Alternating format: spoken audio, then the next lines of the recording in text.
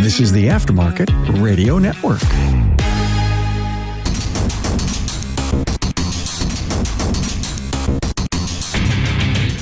All right, welcome everyone to, I guess, not another webinar. It's to the first webinar on scan tools. And when we were talking about doing this, I had to make sure to bring in some ringers. So I couldn't find any. I decided to bring in Richard Falco. No, I brought in some real heavy hitters. You guys are really, really lucky. I'm on a diet. Come on. So yes, I brought in Tanner Brandt of Auto Diag Clinic, basically doing a lot of mobile and consulting. I also have Keith Perkins of L1 Training and Programming. He got a brick and mortar shop. He's got mobile diagnostics going on. He also does training, obviously, but not only on his website, l1training.com, but also in-house. Periodically, if you follow him on Facebook, you will see him put up schedules that you can go down to his shop and get some very high quality training. And then bringing up the rear, last but certainly not least, Rich Falco, CTI Training. He's been doing that for quite a while. And really kudos to him. Also, he does mobile diagnostics because the best way to keep your finger on the pulse is literally to keep doing this. So thank you, gentlemen, for joining me. Thanks for anytime. Thanks for having us. Yeah. And I thought since the title is Scan Tools that we'd talk about scopes. Just to change it up. Then I really have to go now. Oh, I think I'm contractually obligated to leave when you say scopes. Napa Autotech offers 3-hour virtual technical classes that can be accessed from the comfort of your home. To find out what courses are available, go to napaautotech.com and click on the Napa Autotech class calendar link. I guess it's really hard to start a conversation or even a presentation or webinar on such a subject without going after by far the most common question any of us ever get asked anywhere, whether we're presenting a class on virtually any topic. So I've done a fair number of scope classes. And still, the number one question is, what's the best scan tool? And I just kind of thought, it's either like yes, or all of them, or depends. And I guess I thought I would also get your guys' opinions on that. So Tanner. So I would say it depends on what you're trying to do. All of them is technically the correct answer at this point. We had somebody reach out to Matt right before the show that brought up a good point about different types of scan tools and what you're trying to do with it, whether you're trying to graph or are you trying to do some type of relearn, do some type of coding, something like that. And there's tools that excel really good at graphing and how they display graphing. And then also basically the rate or how many samples per second the tool can take. And that changes the way your graph looks and what you're able to see when graphing. A tool with a really, really high sample rate, your graph is going to have more clarity to what you're seeing. So I guess quick, simple, easy way to think about it is if it takes a snapshot every 3 seconds, let's say a long time. So 1 Mississippi, 2 Mississippi, 3 Mississippi. If something happens in that window and it's only taking it every 3 seconds, you're going to miss what's happened between those 3 seconds. So scan tools that take a really, really, really fast sample rate that are like every 10 milliseconds, let's say, or something like that, you have more clarity in your graphing. So tools like that are good for drivability diagnostics. When you're doing graph merge, you're looking at oxygen sensors, mass airflow, map sensors, stuff like that. But those tools may not be good when it comes to having all of the data PIDs. So here in a little bit, I'm going to go over and show you some different things that I've ran into as far as needing scan tool PIDs, like in HVAC modules, in BCM PIDs and things like that. And sometimes tools that are good at graphing are missing PIDs in other modules and don't have the ability to do coding, or are missing misfire neutral profile learns, or can't do solenoid strategy on a Ford transmission or things like that. So correct answer is all the scan tools. Yeah. Keith, what's your favorite answer? Oh man, all of those answers I agree with. It always comes back to, first I say yes or all of them. And then it's, what are you doing? Right? Or what do you see? Because I've been known to bash a red tool here and there, Snap-on here and there. But legitimately, what are you doing and what do you work on day to day? Because that tool gets a bad rap from me, because I typically, and with like Tanner and Rich, when we're doing mobile diag and programming, a lot of the times we're showing up because we have the tool that has the button, which is the tool that they don't have. In almost every shop has a Snap-on. You can walk onto a tool truck For $25 a week, for 697 weeks, you can have a tool. So it's easy to get. And it does 100% of what you need it to do 90% of the time, if you want to look at it that way. Or if you want to say it does 90% of everything that would walk in your door, it realistically would. So because of that, I don't often have that tool. We have 2 within our network. And I found someone who likes both of them and gave them to them and said, don't ever let me see this again. But I'm paying for it every month. It's up to date. It's kept up to date. Please don't put this back in my bill. And then we carry on with our day. But there's nothing wrong with that tool. It does a great job for what it's designed for. It's not designed to hook up to a Volkswagen and do SVM coding. It's just not. So it does exactly what it's supposed to do. So again, what are you working on? What are you supposed to be doing? Are you doing a diagnosis? Are you trying to hit the special button? Is there a button you have to press to finish this job? And if so, then my answer is different depending upon what the vehicle is. I mean, we walked all around the shop today hooking stuff to this stupid NPR we have at the shop that somebody hooked the battery up backwards on.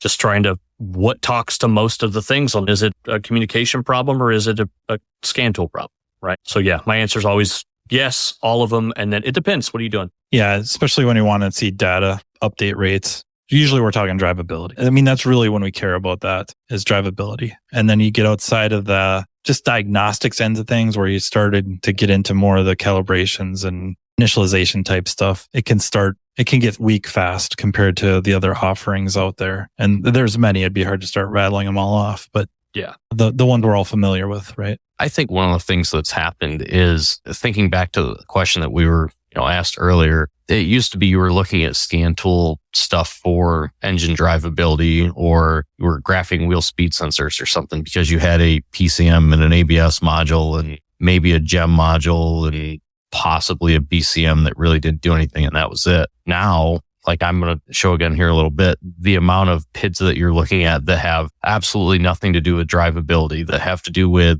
AC systems turning on, or the car has a parasitic draw and a steering wheel button is pushed down and that's causing your draw, and that's in a BCM data list. Like the amount of modules that are in the vehicle that you're having to use scan data for now that have nothing to do with drivability at this point. And even like for me, obviously graphing was always something, it still is something that I like doing. And when I teach the turbo class, I go over, looking at different PIDs to use that you're going to do during a drivability test.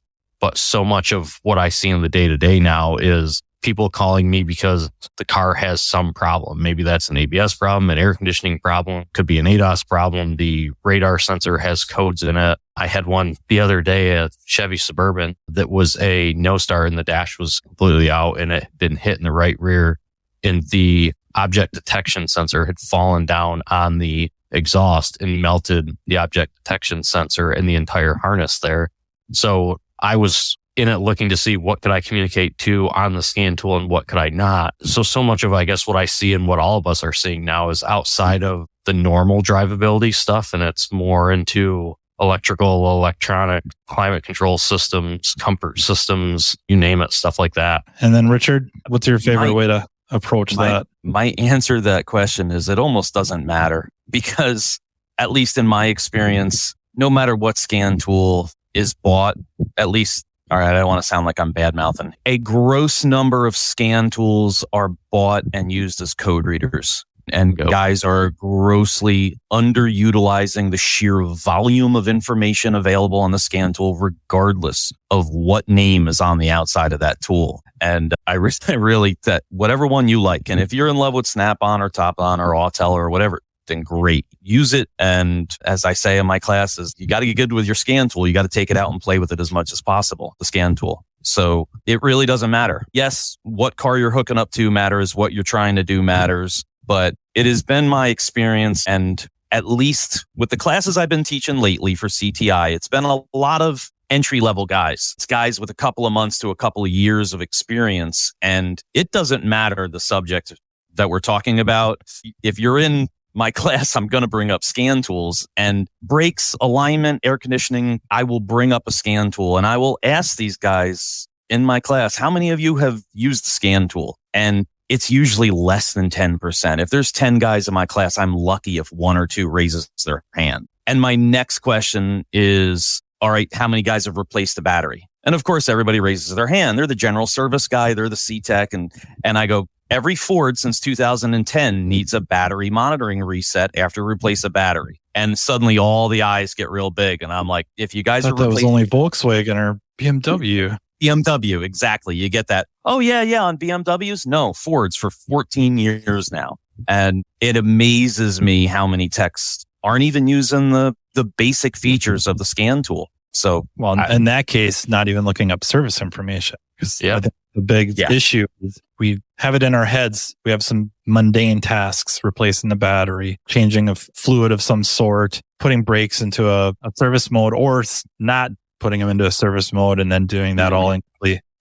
Just not used to looking up in service info is now something very important to be looking up in service information. We've literally created a GM EBCM shortage because people weren't reading service information. That's the crazy thing to think about that. I just did one today in an Equinox. I programmed one and I was talking to the guy and people were asking him, why is there no EBCMs? And literally most of the EBCMs were smoked because of not looking at service information. Now there's a service bulletin out there, but they had to make a service bulletin explaining that make sure that the reservoir is not full or you retract the rear caliper. So we literally created a shortage of a part from not following service procedures.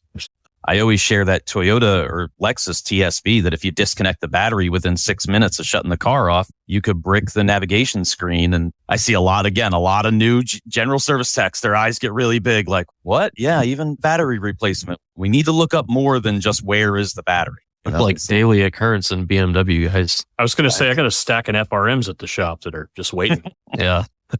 I want to grab a couple of the starred comments because somebody asked something and then somebody brought something up that I'm going to forget if I don't go through this. So somebody asked about, has Top-Down and others lost their ability to be listed on auto auth? Seems like I've heard this recently. I have not, and I know I have Autels listed on auto auth, and I know people that have Top-Downs listed on auto auth. So as far as I know, that is not the case. I did a Chrysler today with a Top-Down, no issue. I was going to say, I did an Autel and a Top-Down today. Did a new Chrysler with both. It depends upon model of the Top-Down. There are some that are slated for other markets. And there was an issue within last month where a lot of them lost their capability. And there is a workaround. It's just that the tool originally wasn't serialized for this market or wasn't designed to really have auto auth. And it's just being ID'd as a launch tool in the background. But if you're having problem with your Top-Down, call Top-Down technical support and they will push it through. There's a current workaround until they can figure out all the licensing problems. So long story short, make sure if you buy one that you buy from a US seller. Yeah. I don't actually think it matters, honestly, in this one, but do yourself a favor as a general rule of thumb. That should be the case for every scan tool purchase. A reputable US-based seller, unless you're not in the US. True. Very true. Yeah, I see a comment by Brian about network topology. Yeah, and usually when we say that, if you've been in the business a while, you immediately think like YTech 2.0 for Chrysler. Yep. Yeah. And then some of the Euros are really good about topologies as well with the factory scan tools. And YTech was a factory scan tool for Chrysler. But recently, aftermarket scan tools have been adding this. Namely, Autel was the first. And they did a really, really nice job with it. And then I think a few episodes ago on my podcast, I had said that kind of rated Autel pretty high because of that. And that the others, namely like Launch and Top-Down, hadn't quite caught up. Of course, having said that, now I've noticed on a few different car lines, it seems to depend on the car line and the year and stuff like that, that their topologies are getting away from just, instead of being like per network, listing them per network. So high speed CAN, medium speed CAN, low speed CAN, body CAN, something like that, that they would have body, powertrain, ADAS, stuff like that. I've noticed on a few of them now that that's not the case. They are starting to list them by the network. It's immensely helpful, especially when you're running into a network issue. The one thing that I will say that is like hugely different between aftermarket and factory scan tools. So looking at YTech and looking at Autel, that a lot of people may not know if they don't use the factory scan tool is when you scan it with Autel and you're looking at network topology, it scans it once, pings the module, shows it. With YTech, it consistently pings it. And I don't know how fast. I've honestly never looked up the white paper for it to see, but it's very fast. It's got to be, I'm guessing 60 milliseconds because I think Jim is the one that told me that that's what OBD data can be refreshed at. So I'm wondering if it's similar. It's sub 200 milliseconds for sure. Yeah. And then you can go faster yet by using the utility within YTech. In IDS, you have the same, you can ping the modules and it just keeps pinging them in a loop over and over and over again. So if you have a module that's intermittently dropping out, you can drive the car and watch to see, is it just that module? Is it the entire bus? Where the aftermarket scan tools aren't doing that. So it is still a huge difference between a factory scan tool, the way topology works and looks, and the ability to look at the network live and constantly keep pinging versus using an aftermarket tool that pings it when you scan it and that's it. Now, you could take the module off the bus and not realize that it's gone until you scan it a second time. So there's a big difference there for sure. Yeah, and I've also noticed my X-Tool scan tools have now added module topography. So I think it's becoming a thing. One word of warning with the network topology: don't use the aftermarket scan tool as an indication of the network or the layout of the modules, because it's a great quick check and an idea of who's talking. But I've seen some guys chase network problems, assuming that was the layout of the network, and really get misled. So that's the time to go for a wiring diagram. Yeah. It comes back to service information. It's hard to use any of this equipment independent service information. It doesn't matter if it's a scan tool or a scope or a meter, test light. It's really difficult to do pointed tests accurately, efficiently without the roadmap. Absolutely. They just go such hand in hand. I'm kind of looking at this comment about Beyond the YTech and Autel. It would be like the Ultra series with the 909, 919 Ultra. How many other scan tools would communicate with Chrysler power sliding windows? That is such a specific question. Sliding doors. Because Bob works on handicap conversion van. Yeah. So off the top of my head, I don't know. I can tell you I've been frustrated enough times with other vehicles. I won't grab a tool but a YTech for a Chrysler. I'm with you. That's where I'm at. It works so much better. And it just... But if you're stuck with an aftermarket tool, I will say the Autel does work really, really well. I haven't checked, Bob, with like my Think cars, and I have almost all of them. Like most everyone in this room, we have between us, we probably have every tool there is, and be something to check. I don't actually know the answer to that. And then we're kind of on a roll here. Yeah. Paul has a question. Since no scan tools come with much of a manual, where can everyone become better at using the scan tool in their hands? Rich. Partly, yes.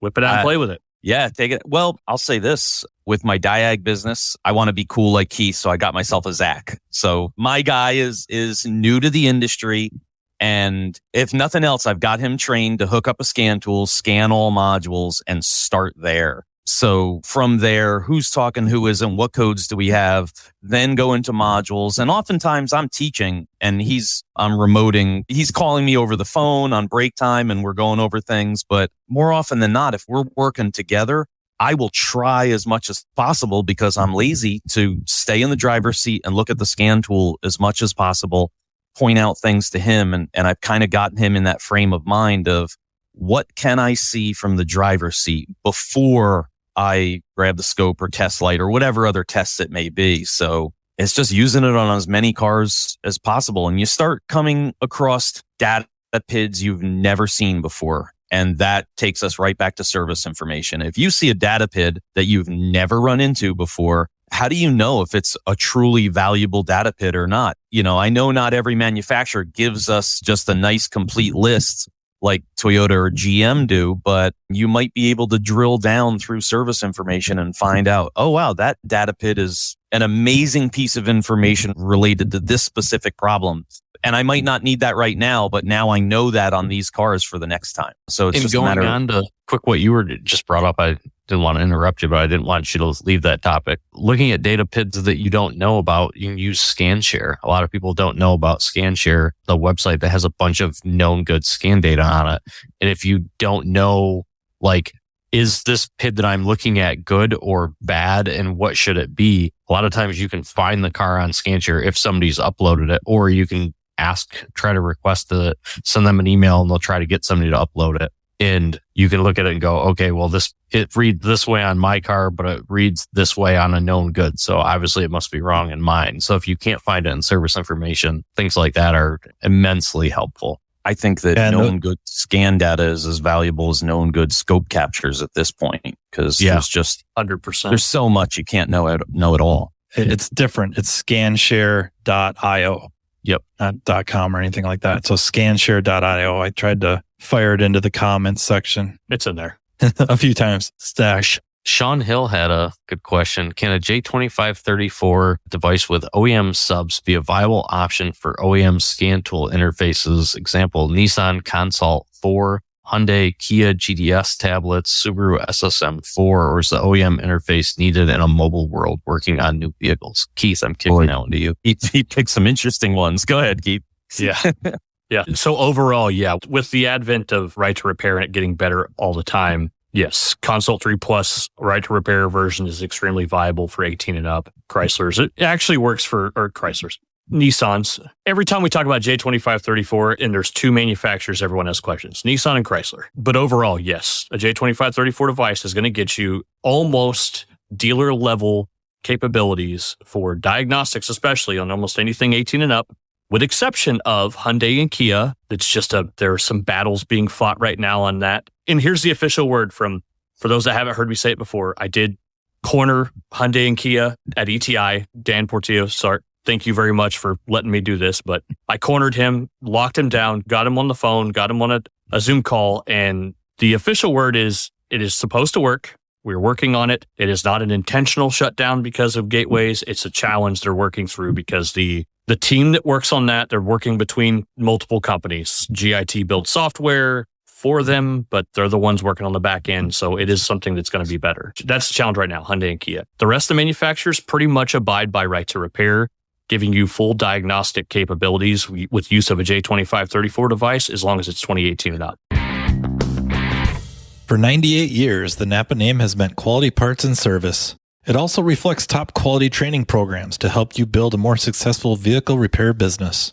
No doubt, the technician shortage is impacting everyone, but you're not facing this battle alone. Napa has the solution by making Napa AutoTech training available near you.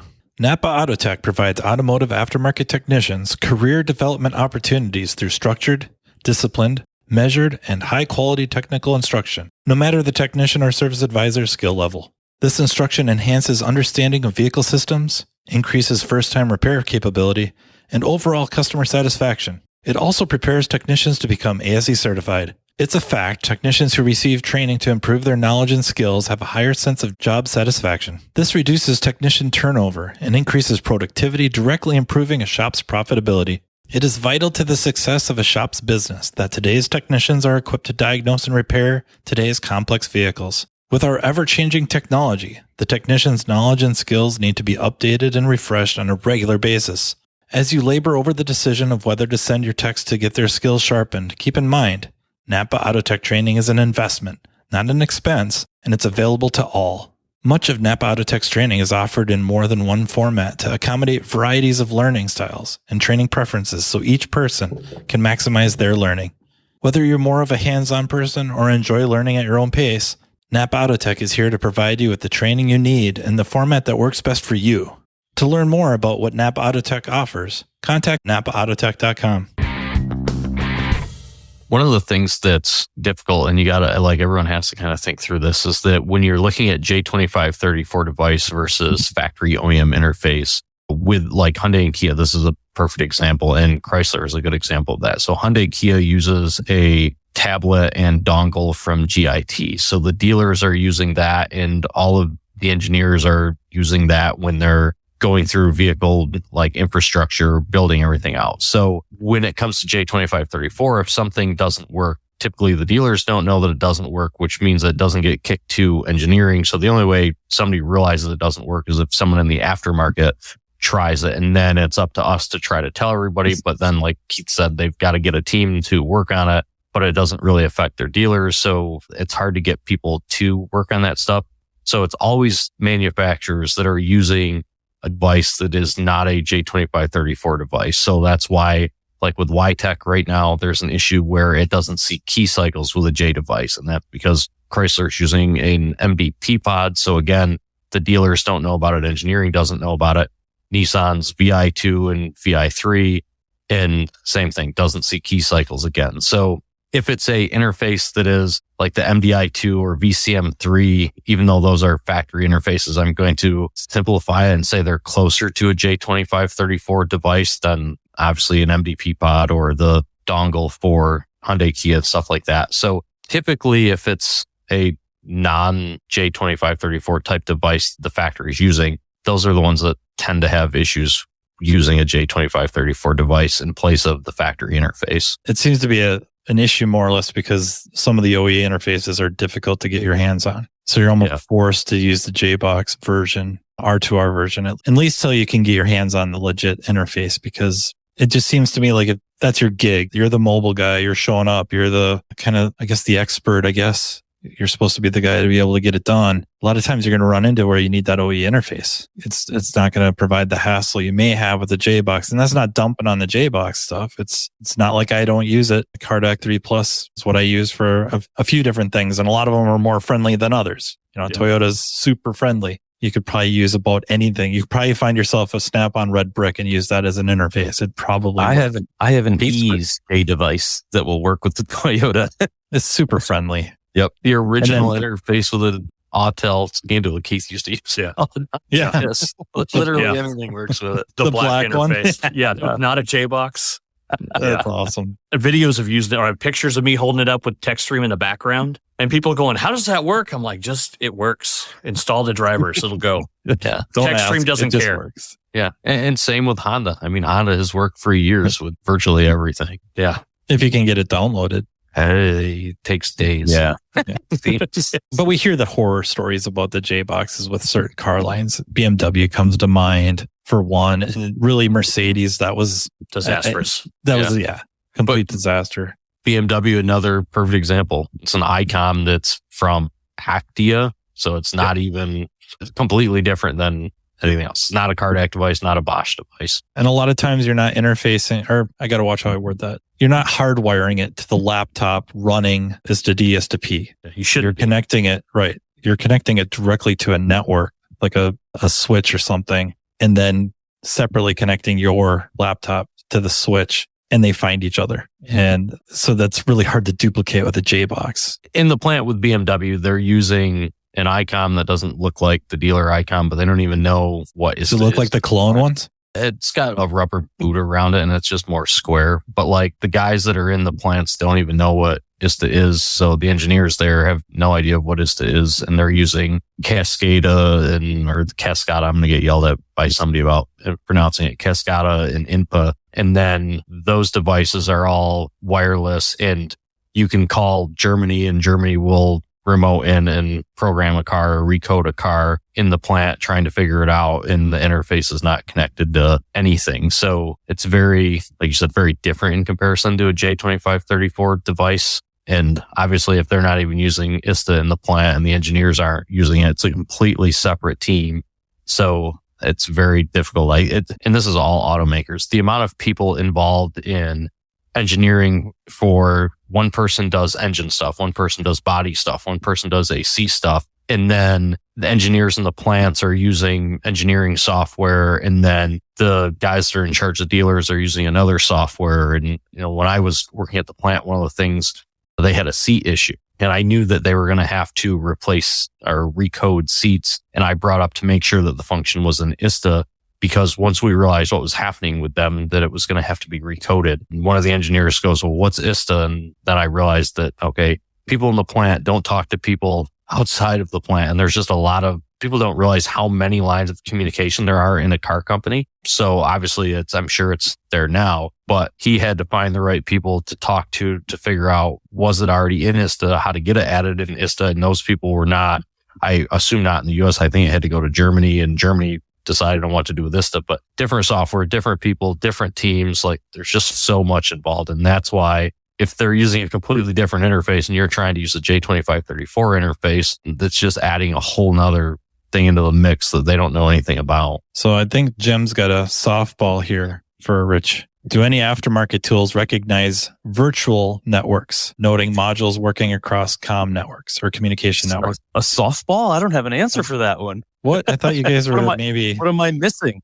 No, we're insider trading here? Yeah, helping you out a little bit. The aftermarket tools recognize virtual networks, noting modules working across. Probably talking ORC module and looking at from like ORC into occupant detection, where like if you scan it, it only shows ORC module, and then you go into ORC module and realize there's occupant detection. That might be what he's talking about. None of them show it correctly.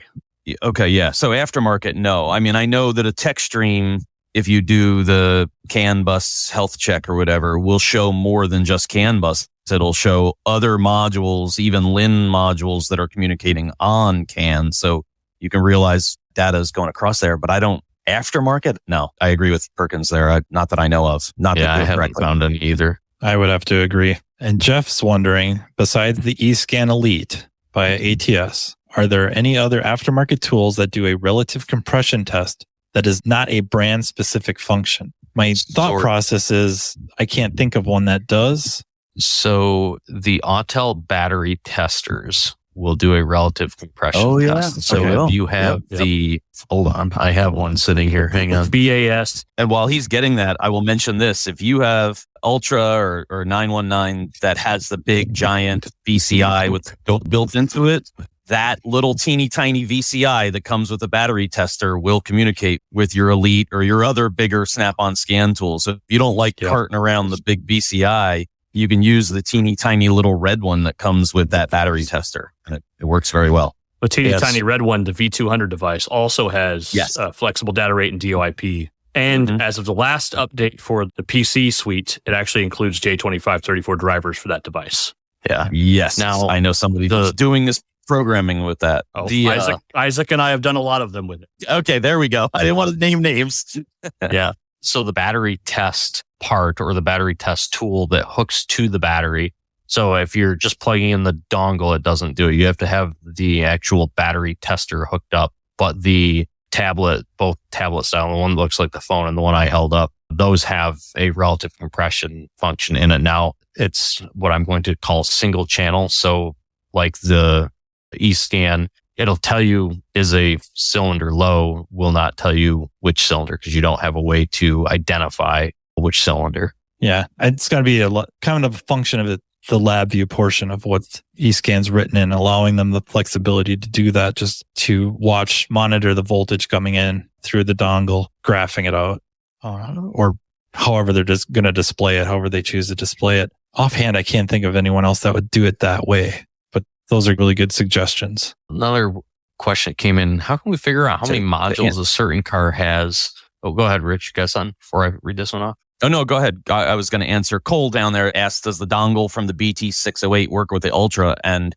yeah, that's the VCI 200, so it should. Yes. Go ahead, Jason. Tanner, sorry. Okay, so Jason said, how can we figure out how many modules a certain car has? Say we skips the module, but the car has it. Best thing is look at the VIN and then figure out, so RPO codes, what does it have, or build sheet? Using a factory scan tool or factory service information are really your best bet, because the factory scan tool most of the time is going to show what modules it's supposed to have per the VIN or per the build sheet of the vehicle. So where an aftermarket scan tool, you may not know, does it not communicate? The factory scan tool is going to show that it's supposed to have it and that it's not communicating. And then same with looking at like factory service information, for example. If you're looking at factory service information, sometimes the diagram per the VIN will show you the correct diagram versus an aftermarket diagram may not. Now, it's not always that way. Sometimes the factory one also shows you everything, and you've got to look at the build sheet of the vehicle to figure out what it has. So those are kind of the two different ways that you've got to go about figuring that out. One idea too is DTCs. If you have a bunch of codes pointing at a module, but your scan tool skips over it, maybe it's skipping over it because it's not communicating. Or whether it's there or not, it's not going to see it. And then, or someone put an automatic climate control cluster in your Explorer that you bought at auction that's got codes for it, and it doesn't. This sounds like a recent thing. You made that up. He just brought up a really, really good point, and this is something that really should be talked about more. Is currently auction cars are an absolute disaster. You never know. A, is the VIN that I'm looking at on the vehicle correct? Is the vehicle cut in half and two cars put together? Does it have the right engine in it? Does it have the right modules in it? Like the amount of used stuff that is getting put into vehicles right now that it can't have. And like looked at a car today that likely has the wrong engine in it. There's 4 different engines available for the car. They didn't realize that after I looked up the Carfax, the car has the same mileage on it that it did in March of 2022. From March to like all of 2022, the car just bounced from auction to auction to auction to auction. And that was kind of buried in the Carfax because now it's been over 2 years. But that stuff that's coming through auction right now that has strange used modules in it, the coding is wrong in modules, or it's not supposed to have a module at all, but you plug it in, now all of a sudden it shows on. There's just so much going on with that. And that's where you really have to try to pay attention to like the cars that you're taking in, I guess I would say. That's kind of difficult, but you can get yourself in a mess right now with auction cars for sure. Yeah, there's just such a market for affordable used vehicles that they're doing some crazy stuff to try to get them on the lot to sell. Yeah. Making some very, very interesting problems that do not help the bottom line of the shop. You might feel like a superhero, but your boss may not think you are. Yeah. Unfixable cars, we'll call them, for unfixable for a reasonable price. Like that's really, Well, yeah. Unprofitable. yeah. Jim's wondering how fast are you using TP? I switched from flushable to flushable wipe. I'm not going back. So Once So you that go a is- day, you never go back. there's an image I didn't need, Keith. That is an inside joke. When I was talking about data PIDs, there's a TP rate data PID, not just throttle position, but how fast it's moving. That was a bit of a inside joke there. Often look at average throttle position on Chryslers when they come in for transmission concerns to determine if it's had a tuner or not. You get to where you look at good data all the time, normal data, and when you see something out of place, you go, I've looked at 900 of these and none of them are like this. Or every one of them that have X have this data PID at this average rate or at idle or whatever. Yeah. Tuned software. There's so many things that can throw a wrench in your day that you didn't have to worry about years ago. And now all of a sudden is becoming a problem. I mean, I had just made a comment was just talking to Jasper about this. So Jasper has a deleted carb compliant GM engine. And then now is going to offer a 6-speed with I think it was a billet pump or something. I don't remember the internal parts. At any rate, it also is going to come with an HP tuners dongle, and it's going to download a different TCM file. So with the AFM deleted engines, I've ran into this before where AFM deleted engine is in a vehicle that is a sequential programming. And then 2 years later, it gets a new transmission, and I show up to program the transmission.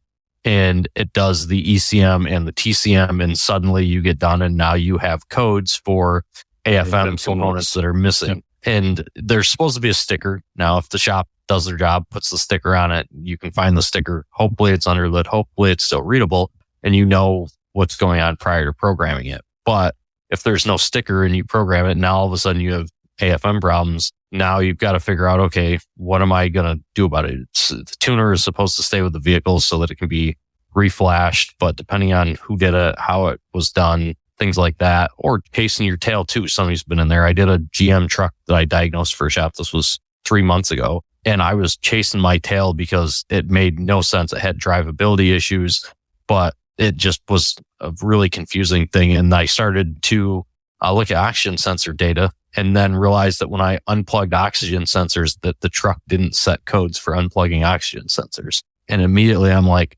oh, I know exactly what's going. And so then I reflashed it, and I reflash it, and all of a sudden the truck has 30 codes for all this stuff that it's missing. So that truck never would have been fixed had we not reflashed it, because somebody had gone in and turned off a whole bunch of codes and created a bigger problem than what they had to begin with. But the shop didn't know, and the guy that bought it had no idea. He had got it used. So likely some used car dealer went in and turned off codes so that they could sell the vehicle, and created a mess that then fell in the shop's lap and then eventually in mine. But I had the somewhat opposite scenario where I got a call, dealer programmed a vehicle. Now the complaint was lack of power. It was on a Ford. Oh man, I think of the Sicko. And after programming, customer is adamant the performance is terrible, and it ends up at our shop. I drove it. It seems normal because it was normal. They programmed out the tune. Customer bought it with a tune. They had no idea it was tuned. So they were taught it drove a certain way, had a certain amount of power, if you will. Now it's back to normal stock, and they're not happy. And it's, last time I checked, fairly illegal to put the tuner back in.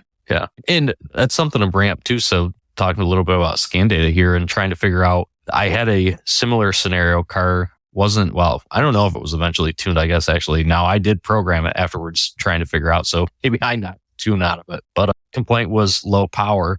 And I drove it and I'm like, this thing feels fine. And it was a Buick Encore. So it's slow. It's a 1.4 turbo. It doesn't have any power to begin with. So we went round and round with it. And the shop owner's like, it has no power. Looking at everything was fine.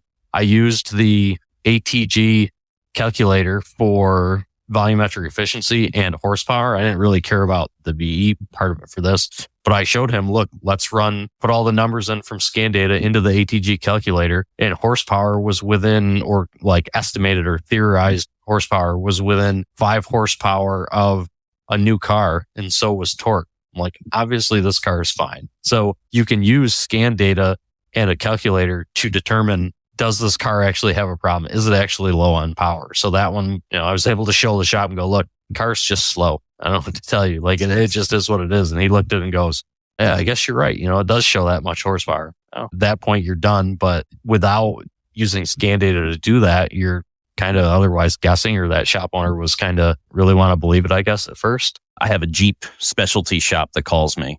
So every Jeep has some sort of pedal tuner or something aftermarket, or 4 million LED lights they use. So they call me about a drivability problem with the Jeep. And when I get there, it's the newer 4-cylinder Wrangler with an aftermarket belt-driven supercharger on it. And I'm like, I don't know what software it has on it. I don't know what kind of tune it has on it. And I ended up just going to global data and graphing throttle position, RPM, and mass airflow, and took it for a drive. And you could watch the supercharger lock up. Supercharger was going bad. I didn't stop spinning, lock up, the belt would slip, whatever it was. It didn't make any noise, but RPM is steady, throttle position is steady, and mass airflow just falls flat on its face. And I said, guys, I took it for one drive. And again, I had Zach with me. So I'm like, let's see what we can figure out from scan data. And I didn't trust the enhanced side because I just didn't know what was there. And just from those 3 data PIDs, I came back and I said, take the belt off that supercharger. I think it's binding. And they called me 20 minutes later. I was on to the next car and they went, oh yeah, this thing's falling apart internally. So it's just action, reaction with scan data will sometimes tell you everything that you need to know if you know what to look for. I just saw a comment, and I'm going to bring this up because it was a really good comment. Robert Kenny, let me show it here. They need to be careful turning. And to answer your question about the best and only scan tool to buy, Actron is the name. I was going to put my vote in for Car MD. Yeah. But then I have fixed. a network of master technician. Yeah, I was going fixed. Totally. Yeah. You're good. So Robert says they need to be careful turning off codes. I've had DMV show up asking about cars that have been inspected, how AGR monitor 2 years ago, but doesn't this year. That's a valid point. Wow. I need to think. I have not ran into that. And I'm no longer in an inspection state. Robert's from up in the area that I'm from originally. So yeah, that's thought somebody was looking closely at the scan report from it. And I'd be kind of curious about, I guess it depends. Well, no EGR should be deleted, but I don't say it depends on the car goes out of state and then comes back. That's going to be or goes out of country. It could go as where he's upstate New York. So it could go to Canada and then come back too. So Bobby's wondering, is there anything we can do about the climbing subscription fees? Would any of the companies other than Snap-on be open to doing something like a group buy for shops where everyone there can update their tools for a significant discount? Knee-jerk reaction, charge more. Yeah, I got a real quick answer for that, which is no other industry and no other anything anywhere at all could I ever think of where we could induce a vehicle manufacturer to change prices on something. So you can make an effort to maybe push for some legislation, but most likely the best answer is costs are going to increase, so your price has to increase. Yeah. Have you bought milk or eggs in the last 2 years? Yeah. Or, if you're talking about a group buy, talk to the shops or techs in your area, and maybe the 3 of you can split a subscription. I don't know if that's legal, but best way to not break a EULA is to expenses. Yeah, best way to not break a EULA is you each buy a different tool and share it. Yeah. Or, the one thing to consider too, and this is more, well, I guess it depends on the manufacturer, but I'm just going to use Autel as an example. So you're buying a update card for an Autel. I'm positive that if you reach out to Isaac or AES Wave or any of those guys, that if you get 50 guys together to buy update cards, you probably could get a discount. So, depends on the tool and how it works. But I'm sure that because that you're buying like an actual, I'm going to call it a unit, you're buying a card, you could certainly buy those in bulk from somebody. I'm sure they'll cut you a deal. Justin Porter, does Otis see key cycles now with a J box? I think the issue is a J box might be too vague. With a CarDac device version 23.1, we'll see key cycles. I do not believe 23.1 is out yet. I think it's slated for September. Yeah, and although maybe not technically a J box, got to almost say something about the Autolens Scientech offerings. Oh, yeah. Yeah. Yeah. Now, if you're using an IMS2 with Scientech or someone going over SOD, it sees key cycles right now and works fantastic. But it will have support using a CarDac device and most likely others, but it's tested using the CarDac 3 Plus. This question is for Keith, so he's just ignoring the rest of us like we don't matter. James knows who to ask. Keith, do you have any information on Nissan VI2 repairs? Yes. Next question. So I have repaired quite a few of those. What I find is the CAN transceiver on the board dies. You can try it on a K-line vehicle. If it works, then the CAN transceiver has failed. Those are not available. They're not in production anymore. You're going to have to buy another one that has a different problem and steal the CAN transceiver off of it and separate both pieces of the board, which there are 36 pins holding them together, and it's between the two. Hours and hours of work. If it doesn't turn on, it is one of 26 different issues, half of which the parts are not available, which is why Nissan's moved to a Bosch device away from the Tata-built VI2. That you also no longer can currently get. Right. Yeah, it sucks. It's frustrating. I have 3 of them at my shop that will only work for K-line vehicles. I have one. Maybe I'll stop doing Nissan. Who wants to buy it for $20,000? Tombo asked, when IDing a GM with my Autel, I often have to identify C options, HVAC options, radio options with a choice of 4-digit numeric codes, not RPO codes. Any clue how to get proper info? I'll let Rich take it since he raised his hand. But one thing I just want to add, some people asked this before and asked why the Autel does it. The factory scan tool does it as well. Yeah. So just to add that, but Rich, go for it since you said. I was going to share my screen and I was going to say repair link and share my screen because I brought there it is. Yeah, so, okay. RPOs are easy. You got your Sierra up. Let's try that. There you go. So repair link is free to join and set up an account. Put the VIN number up here. You can see a bunch of VINs that I've worked on. Hit search. I've already put this 2017 Silverado and right there is VIN attributes. And when I click on that, it brings up just about everything. RPO codes, the number. It brings up everything but the 4-digit seat codes he's asking about. The answer for that. Yeah. Okay.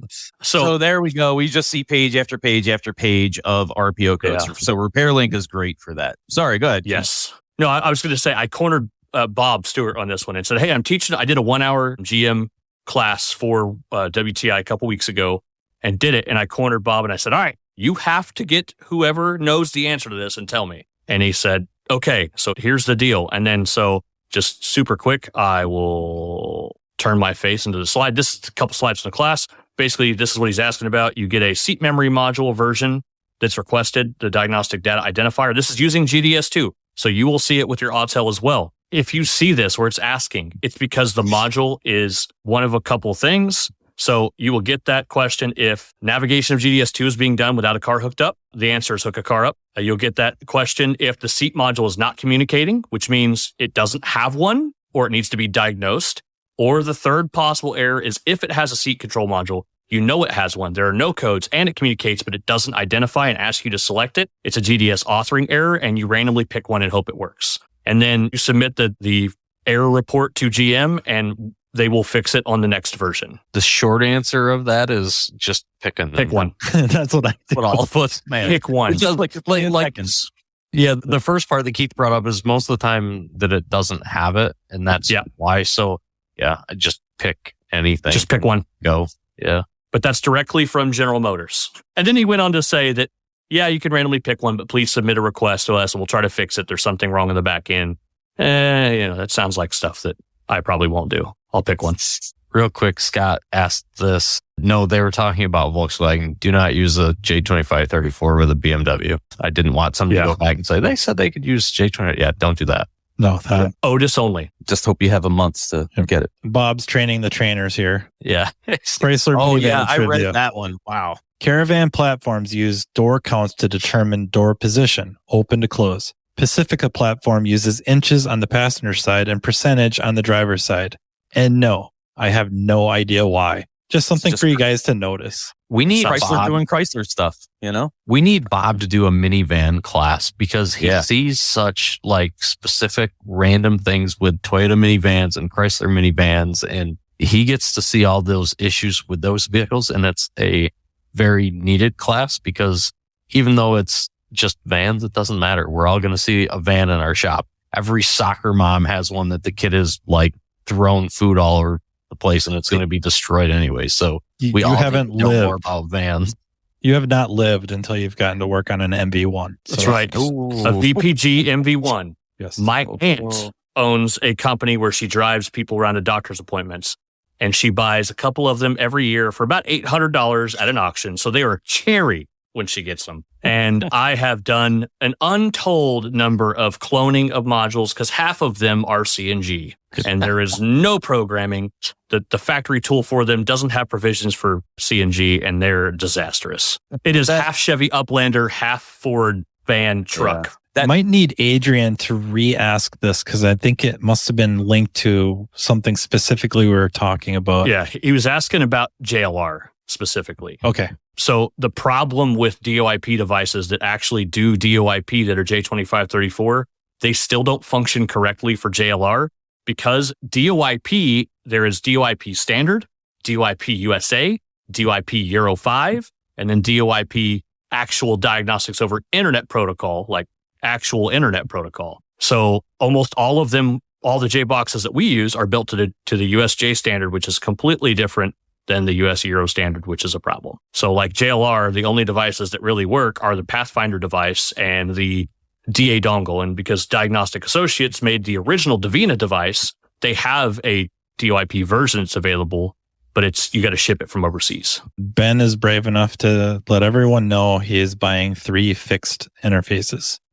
Yeah. So, congratulations. So Jeff Barnes asked, are there any manufacturers planning on locking out aftermarket tools? And is there any news about them using AutoAuth or something like that? No manufacturers planning on locking out anything. Chrysler uses AutoAuth and then potentially Nissan in the future, but that's it so far. They don't have intentional movements to do that. Correct. They're going to create security gateways that will inevitably cause a function or many functions not to work on your tool for a period of time until it's worked out for the aftermarket. And Jeff works for me, so I don't know what he's griping about. Nice. He's just mad because his Autel doesn't do all the stuff his Autel does. Yeah, I mean, they have security issues to worry about now. And it was probably exaggerated by the whole Jeep ordeal. Yeah. Where I'm sure everyone's familiar about it. A couple of, I guess we'll just call them software engineers, quote unquote, hacked a Jeep. The thing is they didn't just sit at the gas station while somebody was filling up, hacked the car. They had possession of the vehicle for a fair bit of time, and they got to spend a lot of time with it physically. Yes, physically, inside and out. And then they got to the point where they could manipulate many different things, radio volume, I think the accelerator even. And yeah, that didn't just send Chrysler into panic. That sent everybody into a panic. And there's a lot of vehicles that have secure gateways that just aren't really enabled the same way we're seeing with Chrysler and now really with Nissan. And I think a little bit, like you hinted earlier, Hyundai, Kia, a little bit. A lot of them have them already. They're just not enabled in the same manner. Yeah, Ford. Ford's a really good example. Yeah. Yep. Most people have no idea that the OBD connector on a Ford is an actual module now. Pull it out from under the dash. It's not a connector with wires on it. On a 2020 Explorer, they have a gateway module. It's not the OBD2 port, but it is one of those OBD2 port ones bolted on the back of the BCM. So on the back of the BCM, there's one of those gateway modules with an OBD2 plug hanging off of it, bolted on the back, but the plug-in has another harness that goes off and goes to the OBD2 port under the dash. Because they already have one. They already have. Why make one that doesn't have this piece when you need it for everything else? I kind of like this question. Miles, hey guys, where can I get training on more info on expert mode on VW Audi, Snap-on Zeus, primarily a Snap-on user because the shop has it? I'm going to tell you the warnings are scary, but you're probably going to want to use expert mode anyways. Maybe don't want to fear it quite as much as you may. Depending on how many Volkswagen Audis you're working on and what vintage, you may want to look at getting yourself a VCDS. I don't think they're expensive enough to cause your shop to balk too badly. You will feel much more comfortable using that. And then if you're working a lot newer Audis, Volkswagen Audis, namely like the UDS stuff, it's so hard not to go with Otis. And I know that sucks because interfaces, the Boss 6154s, the interfaces are really, really, really tough to get your hands on. So then you're also kind of looking at Otis, the hoops to jump through to get that up and going, and then probably like an Autoland Scientech iScan 3 or the SF version. Sweet. But I would not fear the expert mode. No, the warning comes up. It scares the bejesus out of you. Like you can wreck stuff, render the car disabled, something like that. Just click by. It would be harder to wreck it than you think, or at least what they would have you believe. I mean, the VADCOM wiki gives you all of the measuring blocks and all those numbers that to use in conjunction.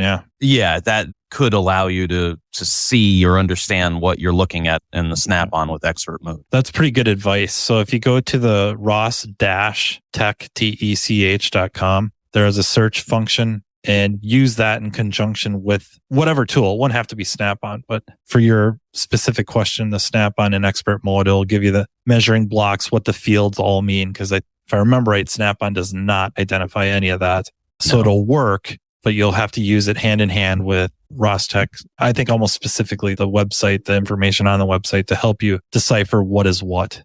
Like I said, if we're working on, I almost hate to put a year on it. Would you guys say, is 2015 too late for VCDS? When you get into some other like Kessie stuff, even ABS modules on anything with a push button start with a Kessie, SPM coating's required. So you can't do a whole lot of replacements. But yeah, even up to 15, 16 with drivability and stuff, you're fine. It works well. So it'd be hard not to get a VCDS. Tyrell, could the battery tester high voltage battery for hybrid and EV vehicles? I think he was wondering about the one I held up. I got to say no. Yeah, no. Yeah. You can do that from the scan tool. Yeah. With almost everything. As far as I know, I'm sure there's very specific instances where this is wrong, but as far as I know, there's no manufacturer that really has you going to the high voltage side directly for testing. All the testing is done with a scan tool and then maybe very specific parts outside of the battery. Yeah. Offhand, I can't think of anybody that has you open that up to do any sort of testing. Yeah. Basically, based on DTCs, it may be a dead to rights. You must replace the battery module assembly, or you need to go check for leaks in high voltage and insulation and then replace this part. Yeah. All right. Damon. Almost said demon. Sorry, man. Damon. If factory tooling isn't available, say for a BMW or Mercedes, what is the success rate for coding and programming modules? Autel support claims they pay for the licensing and capabilities to access files to complete a coding or programming event. I've been 100% successful thus far. Thank you for your input.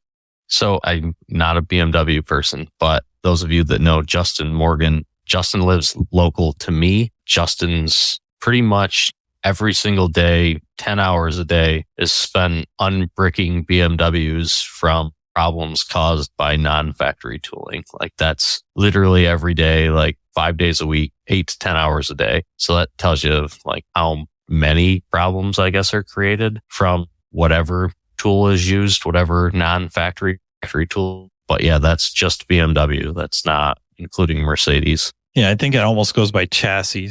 Certain chassis you can get away with more than others. E-chassis stuff, haven't been too scared to deal with. I haven't done an F chassis, definitely not a G chassis. I'm too scared. I've done F and G chassis and heads-up displays on both with Autel. Nice. Yeah. Now I'm going to start. Braver than I am. Yep. Both of which standing there with my icon on my hand going, when it fails, not if, when. So I say that. I want everyone to be extremely clear. I recover more BMWs from failed Autel events locally in Tulsa than I do regular ICOM events in Tulsa.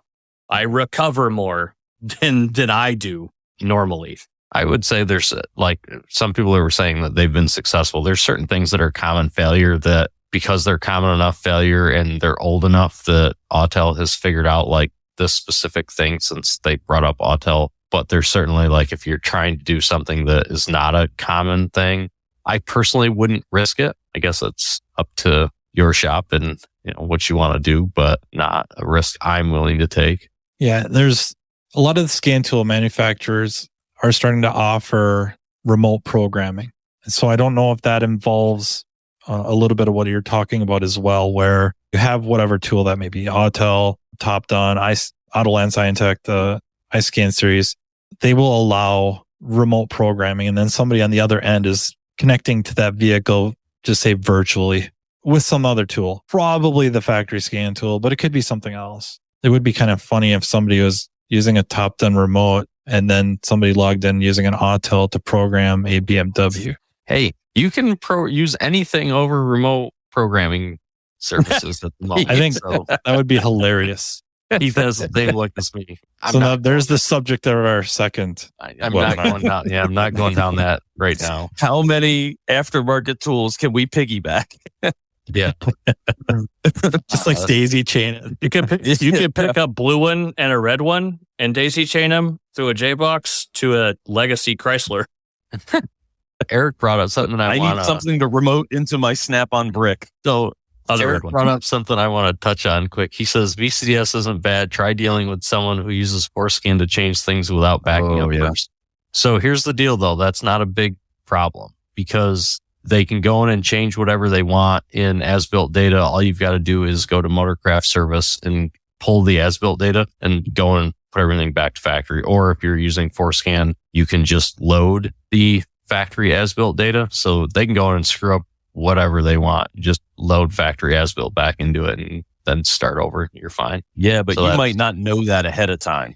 Getting there, you might not know what somebody's already gone in and done. When you do enough boards and you do enough stuff like that, you check as-built data regularly. I mean, the amount of times that I go in and check as-built data constantly on stuff to see if somebody's been in there screwing around with stuff, and the amount of Ford modules that I recover for people, I seem to get calls from many of our friends all across the country with Fords that are got a used module put in it, has a VIN mismatch code, has a configuration mismatch code, has a steering rack that was put in it that they can't get rid of bin codes.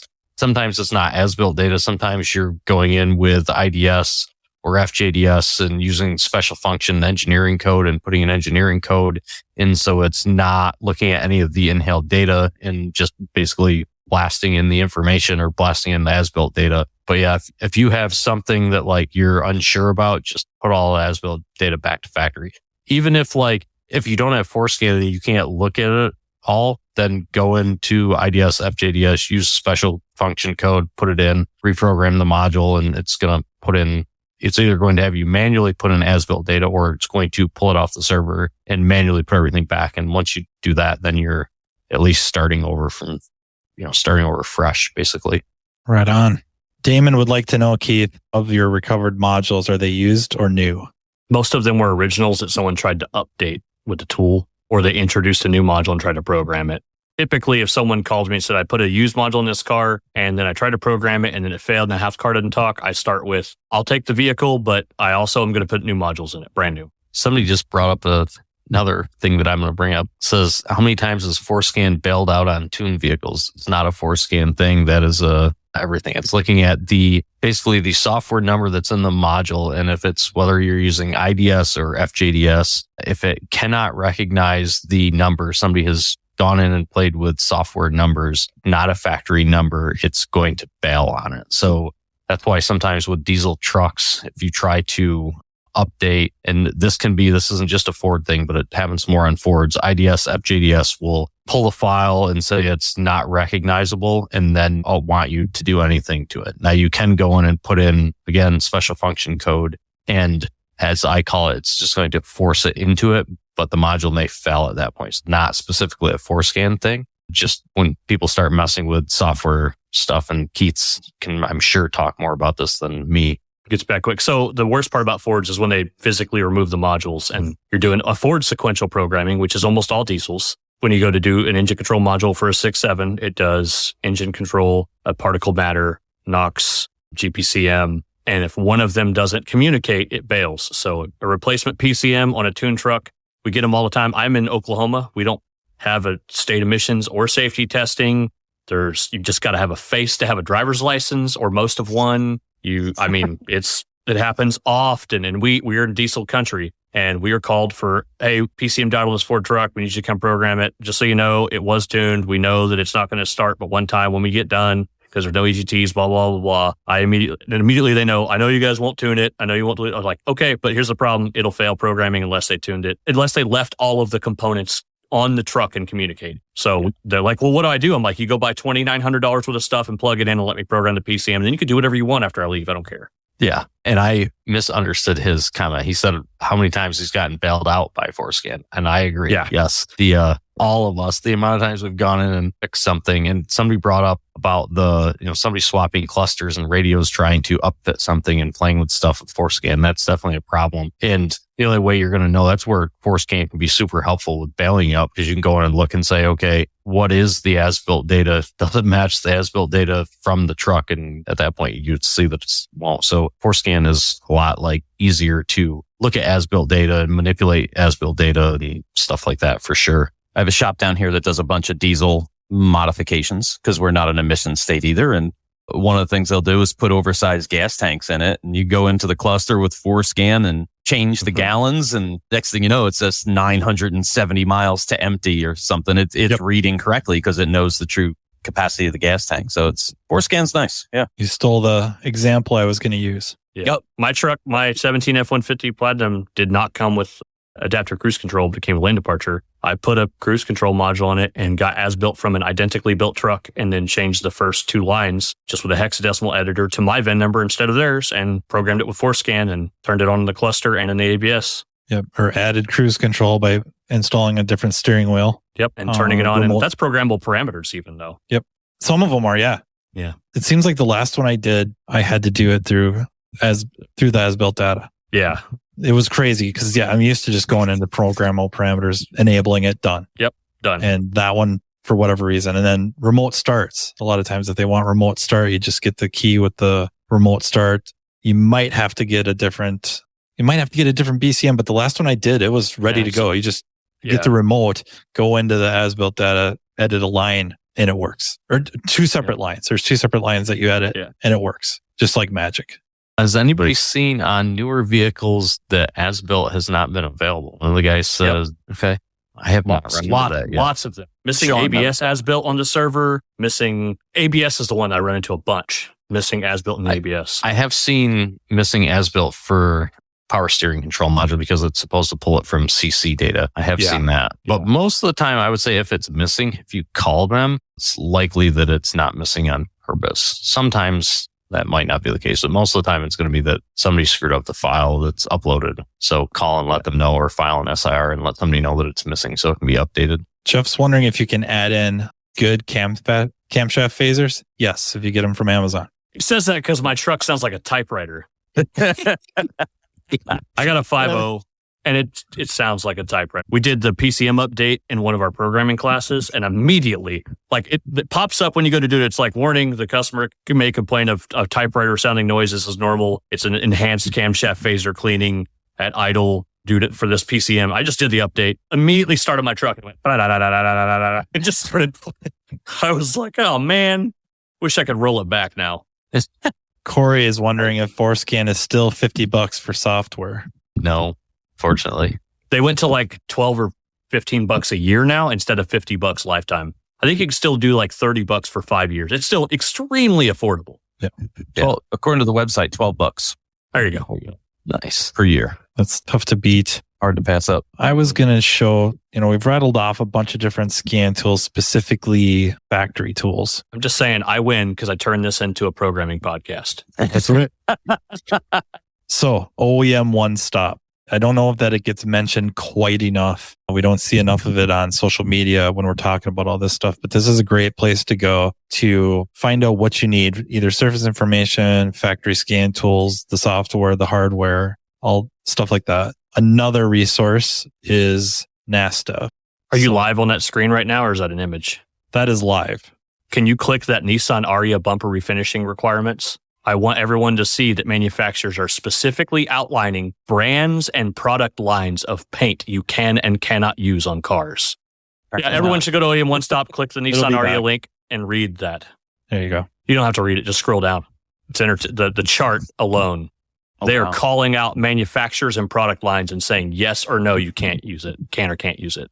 Yeah, of the actual manufacturer and product line of paint is what he's talking about. So yeah, they're calling brands out. They're saying this PPG, Deltron, GRS, you can use it only if it's whatever code. Yeah, not to turn this into an ADAS podcast, but it's interesting you had me click on that and bring this up. I found an article about how they're going to have us, or how it should become more common for us to be testing the strength of the radars. Radar attenuation testing. Yes. So when you're using Zentry, there's a tool you need to have with it to test radar attenuation and make sure that it is functioning at X distances because of interference from improperly done body repairs. And then one other resource, it's very similar to OEM One Stop, but that is NASTF. I bring my cursor over and I go right off the screen. All right, there we go.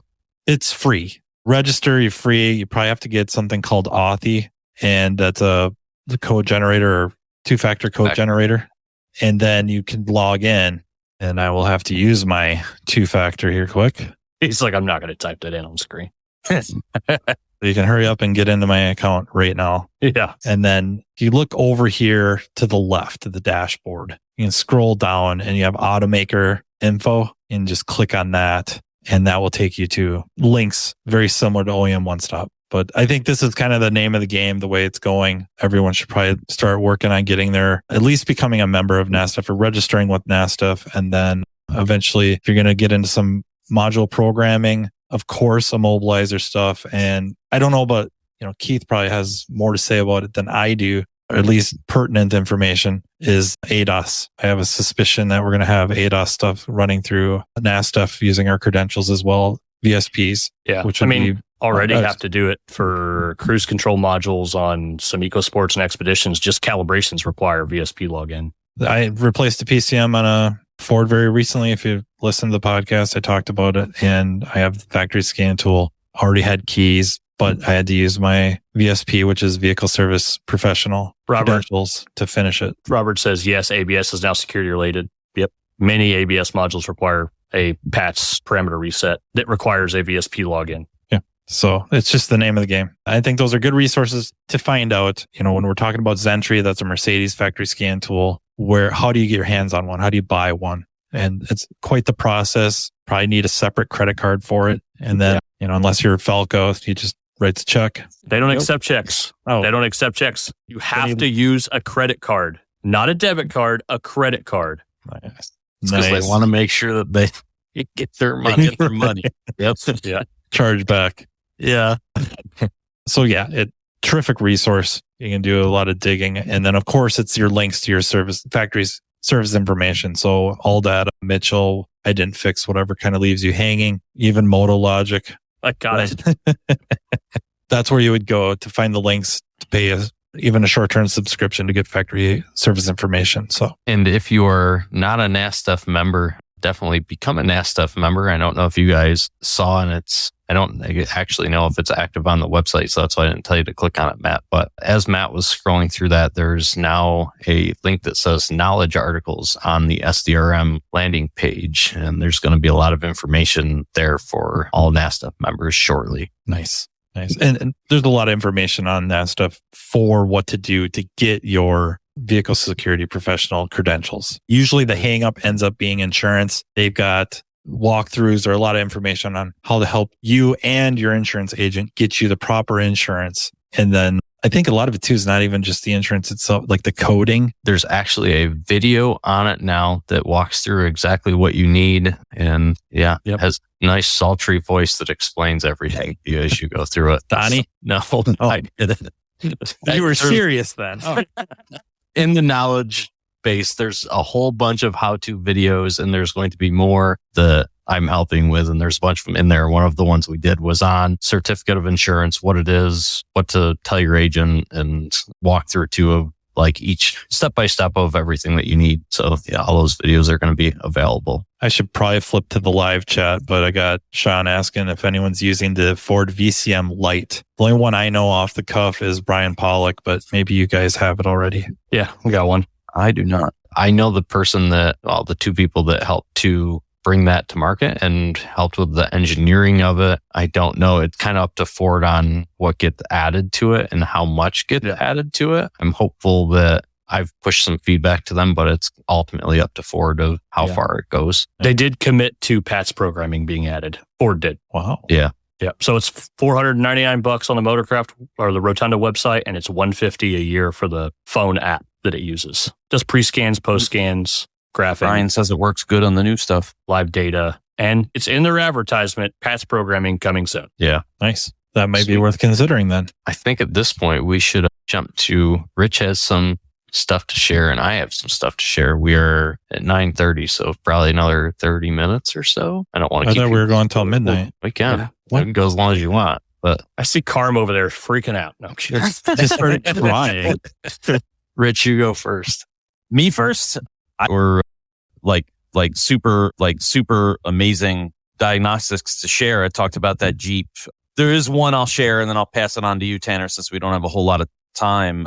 Because Matt actually was the first one to show me scan data of this particular problem. And when I first looked at it, what Matt gave to me, I didn't see it at first. And when he pointed it out, I went, oh yeah, okay, now I have to keep that in mind. And this 2011 Terrain was at a shop, came in, the exhaust manifold was literally split into 3 pieces. The catalytic converter had come apart. So they put a new exhaust manifold, new cat on it, and it still doesn't run right. And it's fallen flat on its face. And I drove it and I said right to the shop, just based on the drive, this has got a clogged cat. Oh no, everything's new.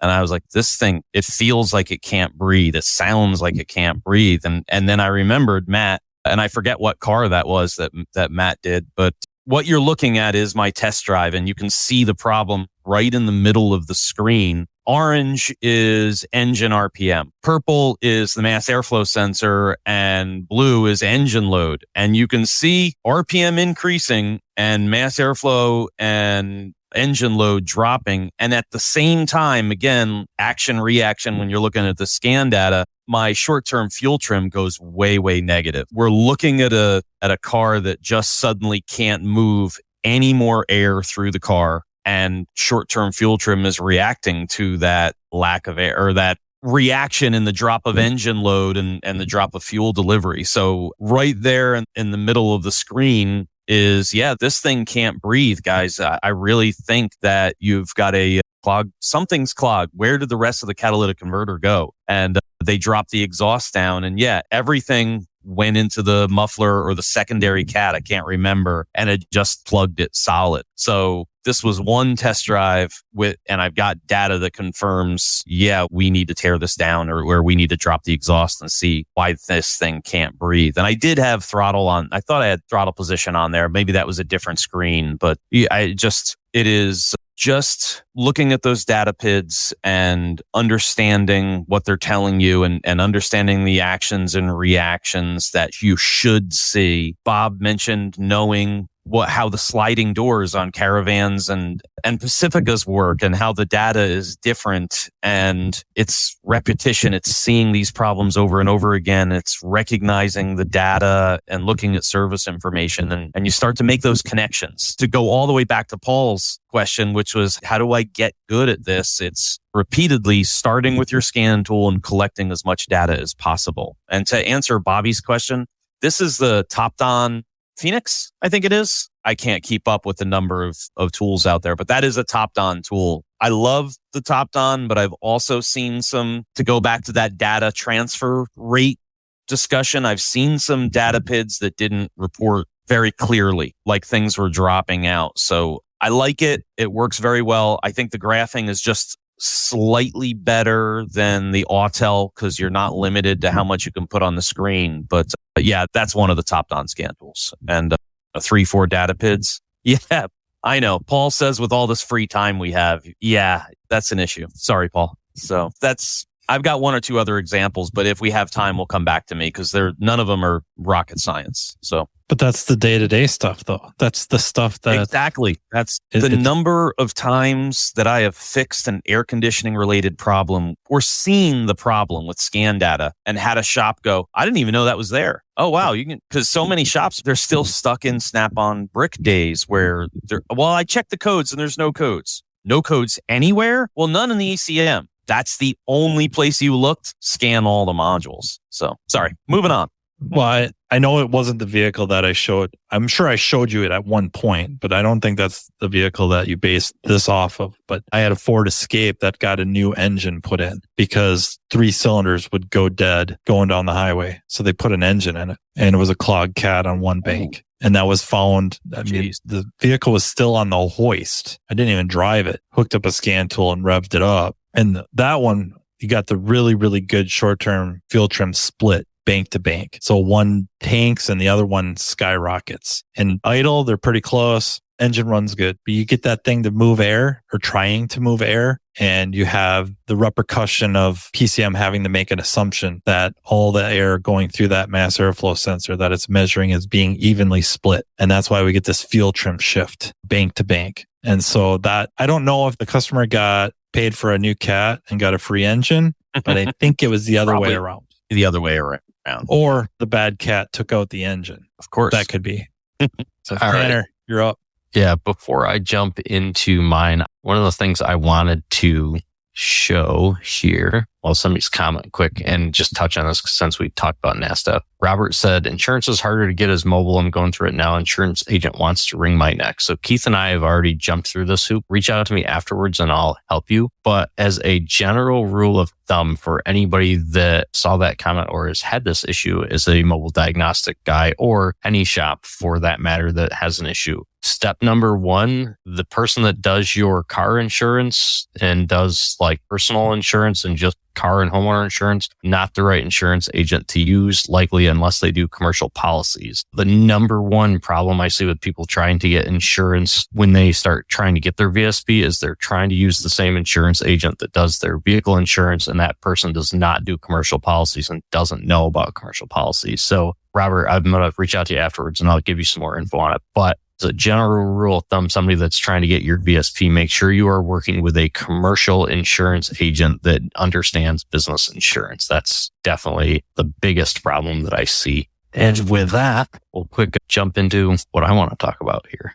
So one of the things that I wanted to bring up tonight was talking about different data and using scan tools to look at data in modules that are not related to drivability stuff. So in the beginning, I was saying a lot of the stuff that I see now is electrical problems or body problems or comfort access problems or just random things like that. And it's very clear that shops don't know that there's data to be used in the modules, or there's also a problem that Rich brought up that maybe one scan tool only has like 10 PIDs in an HVAC module. And then if you look at it with the factory tool or with another tool, you may see that there's like 130 PIDs. And you have to have all of the PIDs that are available in each module now. It's very important that you have access to the correct PIDs because the data that is there is very important. So I'm going to go over this case study and then we're just going to look through some different data in different modules so that you guys can get an understanding of what you should be looking at. So this is a real common problem that I'm seeing. I'm in South Carolina. It's very hot. It's been like 95 for the past month. Some of the guys that are from one of the shops that actually had one of these, this particular truck is not from your shop. It's from another shop 2 months prior to that. But I see this problem literally at least once a month. An HVAC module gets replaced for a no AC compressor clutch operation. So this is, back up a little, this is 2010 Ford F-150. Customer complaint is the AC compressor clutch does not come on. They also may note that the compressor clutch comes on for a very split second and then turns right back off. Again, I'm seeing this constantly. I do one HVAC module a month because somebody has put it on and asked me to program it, and then the car's not fixed. They will have a B10, B9 blower control circuit short to ground or open stored in the HVAC module when this happens. the blower motor will work in most instances. So that code gets overlooked. What I'm going to tell you is that code, the B10, B9 blower control circuit code, is the reason the AC compressor clutch does not work. It's a logic problem that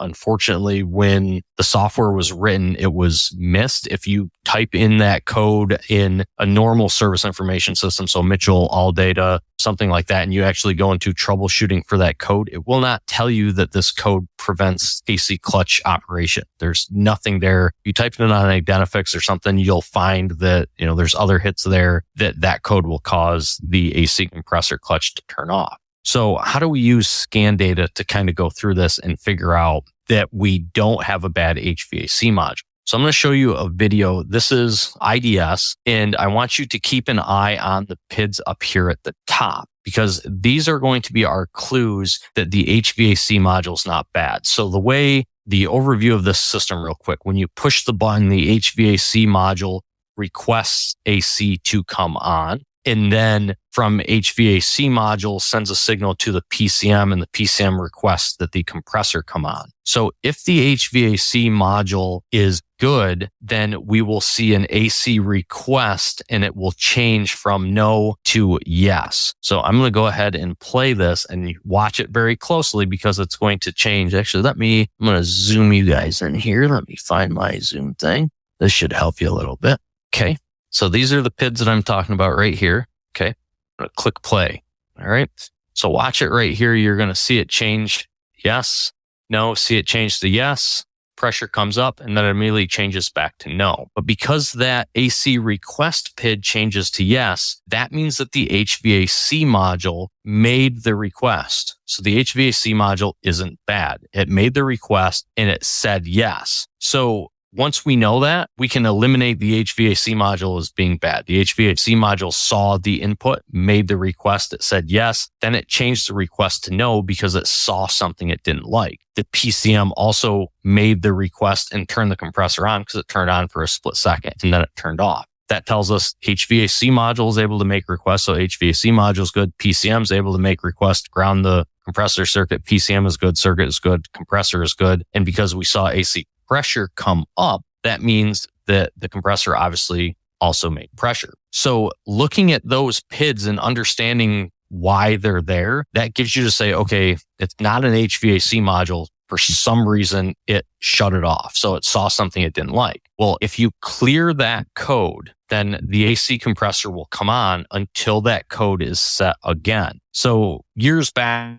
we used to tell people not to clear codes, but outside of engine drivability, and even with engine drivability now, you document the code and then sometimes you have to clear the code to make a system function again. So when you clear the code, now all the compressor comes on, works again. As soon as the code sets again, guess what? The request goes back to no. So even though service information doesn't tell us anything about that code will turn off an AC compressor, you can figure that out by looking in scan data and looking at the requests and making a conscious decision of, okay, why is it turning off? But you can go through the circuit and see what is good and what is bad. And then it's up to you to make the determination of what's causing it. So for AC, as an example, sometimes pressure PID or a temperature PID or something like that will cause it to shut off. And you'll see the request go back to no in the PCM because the PCM saw something that it didn't like. So I just want you guys to be aware of that. You have to be using the data that's in the modules, not just in engine modules. So in order for this truck to be fixed, it needs a blower motor speed controller. One thing to add to this, do not put an aftermarket one on. Most of these that I see, the blower motor didn't work at some point and then it got an aftermarket speed controller put on it and then the blower worked and then the AC stopped working. So it's almost always that it's an aftermarket speed controller that causes that code. So just always use a Motorcraft speed controller on that one. So now I want to touch on, we're going to be kind of generic on this. I'm going to show you GM, and I think maybe I have a Chrysler in here too, but talking about starter request PIDs and ignition PIDs and start stop button PIDs and stuff like that. So a lot of times I get called and a shop will say, hey, I think I have a bad start stop button because the vehicle doesn't do anything. Nothing turns on. But you have a PID that you can go ahead and say, okay, this push button ignition switch right here, push button ignition switch where it shows inactive. When you push the button, that will change to active. If it changes to active when you push it, the switch is fine. Nothing's wrong with it. So you're using scan data to eliminate something. Now,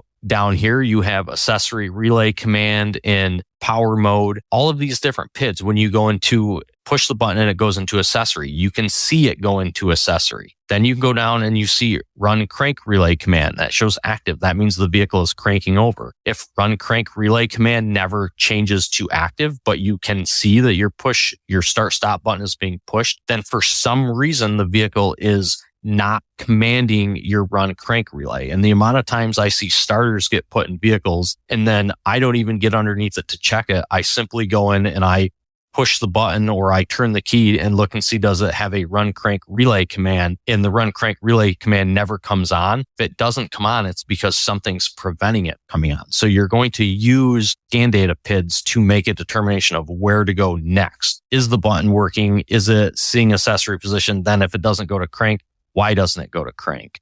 Another thing that I see a lot of times is anti-theft PIDs or immobilizer PIDs. People think that, the car maybe has an immobilizer problem because the car doesn't start. Well, you can look and find immobilizer PIDs and be able to look at and say, okay, does it see the key? So this one, for example, immobilizer password learn in the body control module shows inactive. Immobilizer security code lockout. No. So if that was to read yes, then you could have a security problem. But because it reads no, that means that it's not locked out. So you don't have a security problem. So these PIDs help to point you in a direction. So you need to get used to going into the data in other modules, not just the PCM, and understand that these PIDs can help you to diagnose it. So this one, even though I have immobilizer stuff, this Malibu had an issue with the trunk wouldn't open. Well, you can see we have PIDs right here that show key fob and what button was pushed. So unlatch rear closure shows key fob function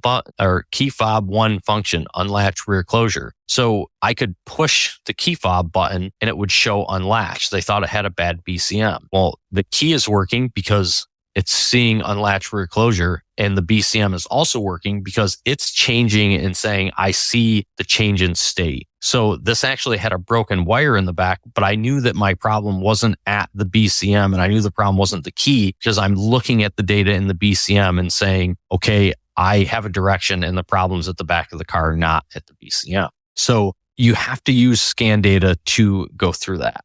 This one is another GM. This is a Cadillac, and you can see crank request signal right here shows no. So if it shows no and you are actively trying to crank the vehicle, that means that the car is not asking the starter to turn. And there's going to be a reason that it's not asking the starter to turn. It sees something that it doesn't like. So just get used to going through these PIDs. It depends on your scanner. So this is a Mala scan tool and it's in starting and charging, but there's a whole bunch of different places where this data might be. So depending on the tool, you might have like this.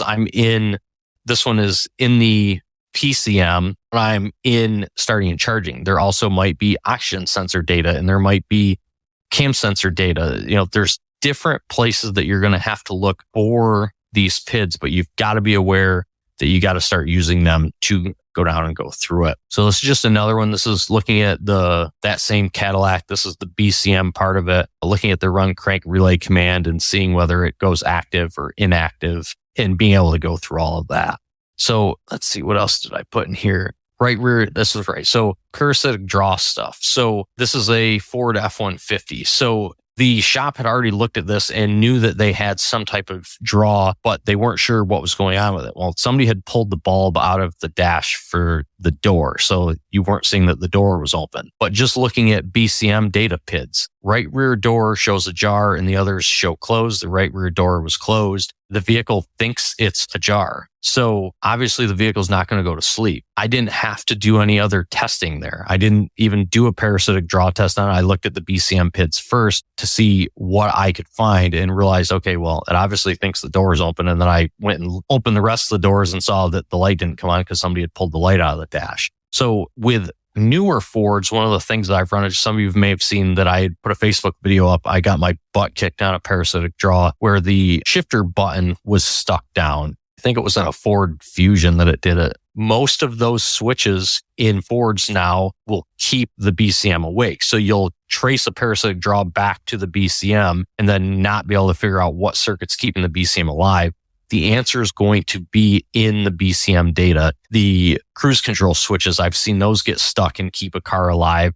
And you can go down and through your list and say, okay, all the cruise control switches, are they on or are they off? Well, if they're on and nothing's being pushed, then you know that it's stuck. And then you can go and manipulate the switch and see if it changes. So just be aware that you need to start using all of the different PIDs. Somebody had brought up ForeScan earlier. A couple of people brought up ForeScan. This is ForeScan. And I put this in here specifically because people were talking about as-built data. Vehicle door configuration, you can see here, shows 4 doors. Well, if you're tracing a problem in maybe the rear, let's say, for example, maybe the rear doors don't lock and unlock, but the front doors lock and unlock, and the vehicle door configuration showed 4 doors instead of 2 doors, you could know that somebody had gone in and messed with it. So you also need to be able to go in and look at this information as well. One of the things in particular I've seen with this, normally this happens on emergency vehicles, fire trucks, ambulances, and stuff like that. People will go in and turn off TPMS. So the vehicle may have TPMS sensors, but somebody has gone in and disabled TPMS because it's got different tires on it, higher pressure tire or something like that. So they may realize that it has tire pressure sensors. It gets sold to an individual years later. A lot of times this happens with like fire truck brush trucks, gets sold to an individual years later and they want the TPMS system to work. No amount of changing TPMS sensors is going to change it if it's disabled in the options here. And this is kind of particular to Ford, but it could happen with others. But particularly with Ford, if somebody's gone in and messed with options, you can go in and look at this data with certain tooling. So with ForeScan, you can see this. Sometimes you can see it in other tools as well.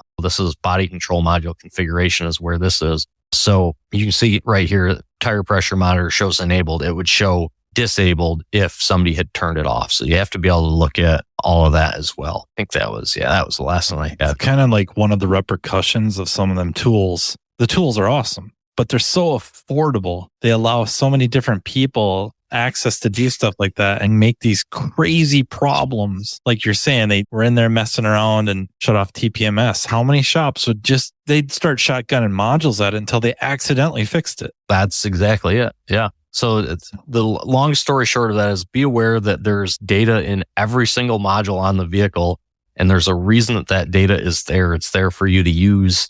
I think for years and years and years, we've got stuck on the drivability data and looking in PCM data and not really thought through that there's so many other modules on the car. And to kind of circle back all the way to the thing I brought up earlier about a good friend of Matt and a good friend of Matt's and mine reached out and was asking about why some of the scan tool companies have done less with graphing now and done less with refresh rate and stuff. And I think the answer to that is that it's getting so sophisticated with other modules on the vehicles and having to gain access to all of these other modules and have the data PIDs and be able to read the data PIDs and go in and look at the settings that have been changed, that all the scan tool companies are kind of making a decision of what they're going to go after, and they're going after that or coding capabilities instead of graphing capabilities. But you got to have a tool that or have multiple tools so that you have graphing capabilities for drivability stuff, but you also have the ability to get in and see all the rest of this information that's there for you. Chuck and Miles are wondering how well you like the Mala software. Yep. So that was a tool that I helped with beta testing, prototype testing. There's a lot of work being done with it now. They're a perfect example of what I just brought up. So they're trying to make a decision of which way they're going to go. Are they going to go towards full function scan tool, or are they going to go towards graphing, or are they going to go towards the fact that it scans a vehicle in like 15 seconds? Right now for system scanning vehicles, it's awesome. It scans an entire vehicle in like 15 seconds. Graphing is pretty good on it, and I think graphing is going to get better. That seemed to be kind of the decision of where they're going to head with it. It's not going to have functions like the Autel. It's not going to have any security functions, anything like that. But for a tool to look at data and graph stuff, it works pretty good.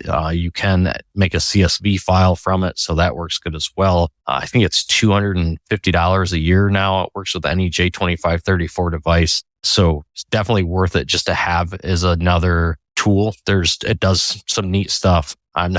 There's a bug in the software right now that has actually turned out to be a really cool thing for crankshaft variation learn. I'm not going to expose that. Go ahead and play with it and you guys can figure that out on your own. But yeah, so overall for $250 a year, can't go wrong with it knowing that it works with an J2534 interface. Keith's been playing with it too. I use it tons for scanning vehicles and screenshotting.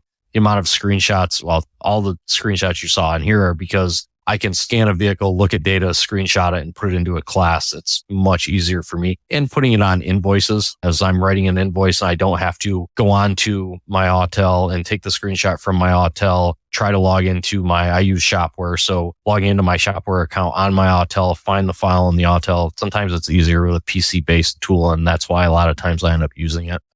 Thomas is wondering, or Tom, Mr. Pippo, explain the advantage of just choosing the PIDs you need. Knee jerk, first of all, the fewer things you can try to look at one time, the better. Just in general, if you're trying to look at stuff live. Second of all, it gets into, I think, like generations of vehicles. So I think earlier on, when we kind of went from data just being blasted at the scan tool all the time to, I think what they called like ask listen, where the scan tool would ask for information, it would report it back. You were rewarded for reducing the number of PIDs so that you drastically increased the update rate. Now with like the latest generation of cars and CAN systems and scan tools taking advantage of that, I don't know that that's as big of a concern anymore.